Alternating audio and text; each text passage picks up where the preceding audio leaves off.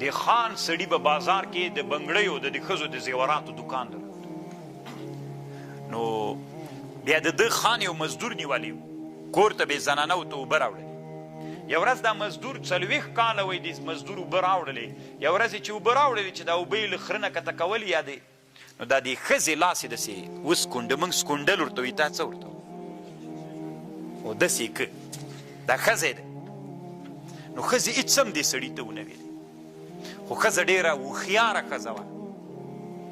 ښځه پوه شوله چې د هغه عهد ولې مات کړ د مزدور خادم چې میړه د شپې راغی نو ورته ویلې وایي کیسه راته وکړه. وی د څه شي کیسه درته کوم؟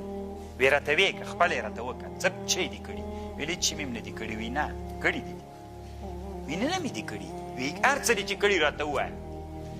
ورته ویلې د میړه ورته ویلې ښځې ته لیونۍ یې چې مې هم نه دي کړي څه مې کړي دي؟ وایي ښه راته ووایه ځکه دي کړي دي چې نن د تا 40 کلن خادم ما ته په بده سترګه نه و کتلي. نن چې ما ورسره کومک سو چې خره نه م یا هغه نه م چې اوبه کولې زه یې وسکونډلم. تا د عهد مات کړی دلته د عهد مات سو. سړي ورته ویلې اوس په رښتیا درته وایم یوې ښځې بنګړي اخیستل چې لاس کې مې ور واچول ومې سکونډله. ښه سپین لاسونه یې ومې سکونډله.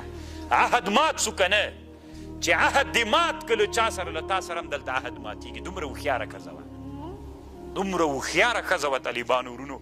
او دا کتاب هم ضرور پیدا کوئ طالبانو التبر المسبوک في نصیحة الملوک وړکای کتاب د له ما سره شته طالبانو. او ما داسې نه چې کېښودلی طالبانو که نه کتابونو کې علم شته. کله کله یو ورځ یو ملا چاته ویلي وي دا پوښتنه به له ده نه ووایي. ما ویلي چې دا پوښتنه به له ده نه وکړو دی ډېر کتابونه لري زه یې ښودلم. ویل داسې مه وایه ګوګو ډېر کتابونه لري داسې وایي چې ملا هم ده.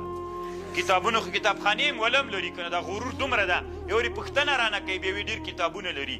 کتابونه پسې مې همداسې ستړې تېره کړې ده همدومره قرباني مې ورته کړې ده. کتابخانې والا نه ورته پوښتنه وکړې دا مسله چې د پلار دې درته ووایي له ما نه ډېر کتابونه لري. تعبیر سم کوم ښه مې ورته ویلې طالبانو ورونو. نو دا کتابونه ډېر لري دا خو کتابونه خو کتاب فروش والا هم ډېر لري.